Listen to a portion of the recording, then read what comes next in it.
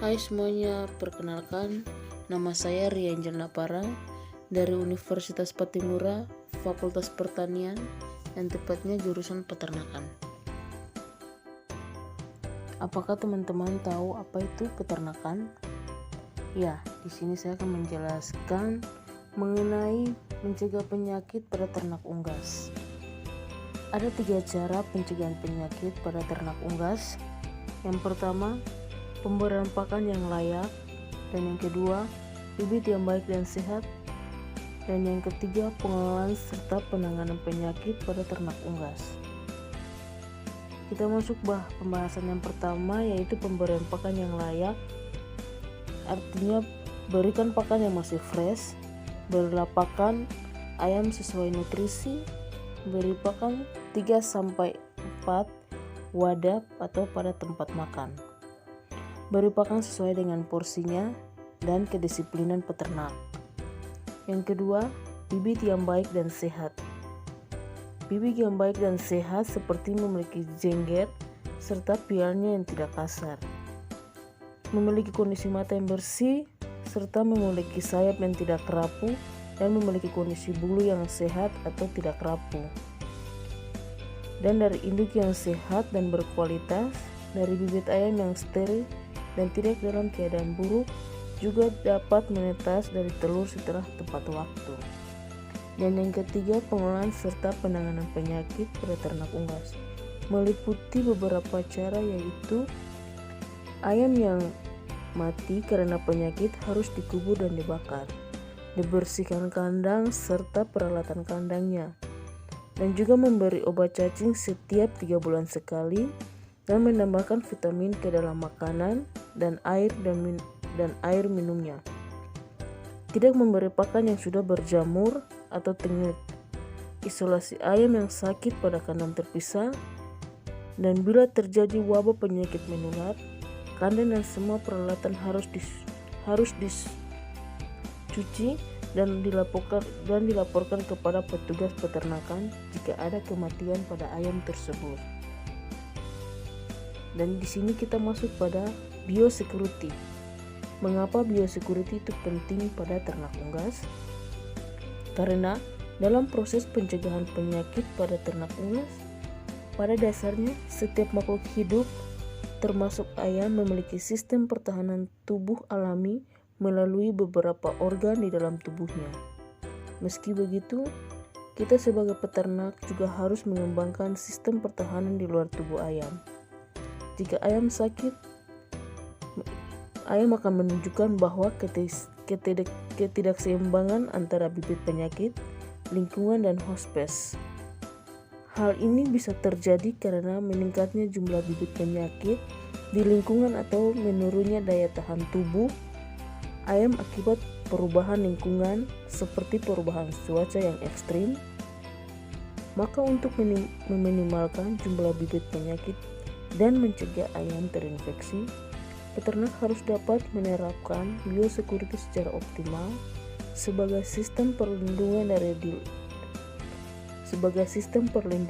luar samping melakukan cara vaksinasi. Manajemen pemeliharaan dengan diterapkannya biosecurity secara ketat merupakan perpaduan tepat sebagai kunci sukses pemeliharaan ayam. Biaya yang dikeluarkan untuk pencegahan pun akan lebih murah dibandingkan dengan biaya pengobatan atau penanganan saat sudah terjadi wabah penyakit. Bagaimana bibit penyakit dapat masuk ke peternakan? Agen penyakit dapat menyebar ke dalam lingkungan peternakan ayam melalui berbagai cara yang berlangsung secara vertikal maupun horizontal, yang disebutkan dari Hadi 2010. Berikut penjelasannya. Yang pertama, kita masuk pada penularan secara vertikal. Penularan secara vertikal biasanya terjadi melalui saluran reproduksi induk ayam, yaitu melalui ovarium atau oviduk yang terinfeksi. Telur yang menetas kemudian akan menghasilkan DOC yang tercemar virus atau bakteri dan terbawa masuk ke peternakan. Contoh agen penyakit yang ditularkan dari induk ke anak ayam adalah adenovirus, bakteri Salmonella, Pullorum, serta Mycoplasma. Yang kedua, penularan secara horizontal. Penularan secara horizontal terjadi secara kontak langsung dengan masuknya ayam dari luar flock yang membawa agen penyakit atau tertular dari ayam yang sakit. Biasanya juga dari ayam yang sehat, baru sembuh dari penyakit tetapi kemudian berperan sebagai pembawa karir atau agen penyakit. Yang berikut, sedangkan penularan horizontal secara tidak langsung dapat melalui beberapa cara. Yang pertama, terbawa masuk melalui alas kaki dan pakaian tamu pegawai kandang yang bergerak dari flock satu ke flock yang lainnya. Yang kedua, terbawa melalui debu, bulu-bulu, dan feses yang melekat pada peralatan dan sarana lain seperti trek, tempat telur, dan lain-lain.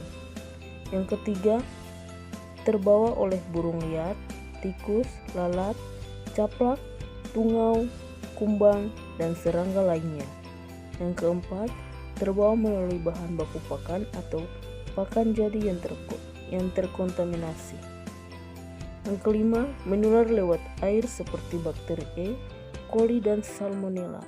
Yang keenam, menular lewat udara seperti virus ND dan ILT. Dan yang ketujuh, menular melalui peralatan kandang. Di sini saya akan menjelaskan definisi dari biosecurity. Hal terpenting dari sistem biosecurity adalah pelaksanaannya yang dilakukan secara menyeluruh dan terus-menerus. Biosecurity tidak harus identik dengan biaya yang besar, namun dapat diterapkan sesuai persyaratan dengan biaya yang murah. Penerapan biosecurity yang paling umum dilakukan peternak adalah sanitasi kandang dengan menyemprot desinfektan. Namun, apakah ini cukup menekan bibit penyakit di lingkungan peternakan maupun kandang? Tentu saja tidak. Secara harfiah, biosecurity diartikan sebagai serangkaian kegiatan yang dilakukan untuk melindungi makhluk hidup dari bibit penyakit. Dalam usaha budidaya ayam, biosecurity sebagai upaya untuk mencegah masuk dan menyebarnya penyakit yang menular ke dalam maupun keluar lingkungan peternakan. Oleh karena itu, penerapan biosecurity harus secara menyeluruh, terus-menerus, dan dinamis untuk menjaga ayam kita agar terhindar dari bibit penyakit. Tentunya, sistem biosecurity tidak akan berjalan secara efektif tanpa melibatkan masyarakat peternakan seperti pemilik, manajer, pekerja atau pegawai kandang, serta pengunjung peternakan tersebut. Yang berikut, pentingnya vaksinasi pada ternak unggas. Vaksinasi ialah pemberian antigen pada ternak untuk merangsang sistem kekebalan sehingga menghasilkan antibodi khusus terhadap berbagai penyakit yang disebabkan oleh bakteri, virus, dan protozoa. Pemberian vaksin pada hewan ternak berfungsi sebagai untuk menjaga sistem kekebalan tubuh unggas agar tidak mudah terserang penyakit, untuk mencegah penyebaran penyakit pada unggas. Yang berikut, pemberian vaksin pada hewan ternak juga memiliki beberapa keuntungan, seperti peternak dapat menekan biaya karena pemberian vaksin pada awal beternak lebih baik daripada mengobati hewan ternak yang sakit. Kesehatan unggas meningkat dan tidak menutup kemungkinan produksinya juga meningkat.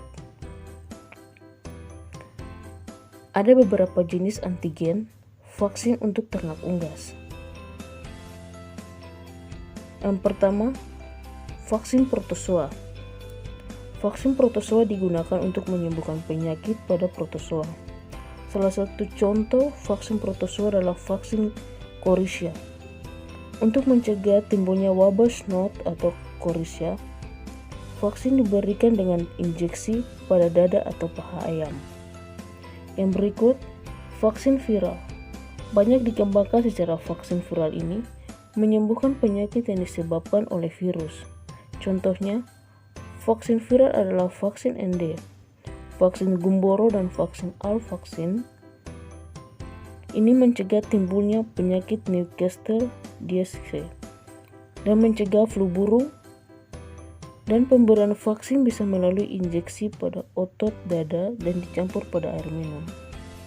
Yang berikut, vaksin secara bakterial merupakan vaksin yang mengandung antigen dan bakteri.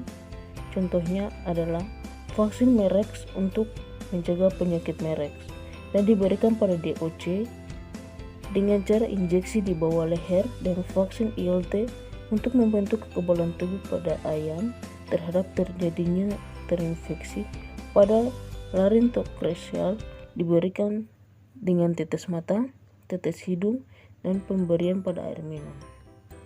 Ya, terima kasih. Sekian dari penjelasan saya mengenai pencegahan penyakit pada ternak unggas. Terima kasih.